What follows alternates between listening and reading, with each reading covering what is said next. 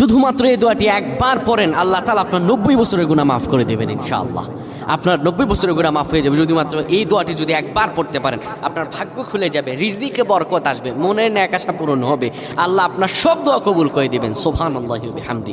এত ফজিলত, এই দোয়াটা আপনারা শেয়ার করে দিবেন। এই যুবকেরা, আমল না করেও সওয়াব পাবা। তোমার একটি শেয়ারে, একটা বাটনে প্রেস করে তুমি সওয়াব পেয়ে যাবা। কারণ তুমি আমল না করো, অন্য কেউ যদি তোমার শেয়ারের বদৌলতে আমল করে সওয়াব তুমি পেয়ে যাবা। নবীজির হাদিস।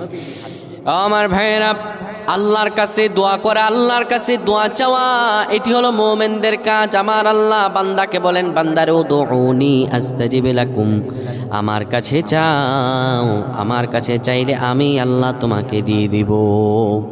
কেউ যদি একবার এই দোয়াটি পড়তে পারে, দোয়াটি হলো রব্বি ইন্নী যালামতু নাফসি ফাগফিরলি।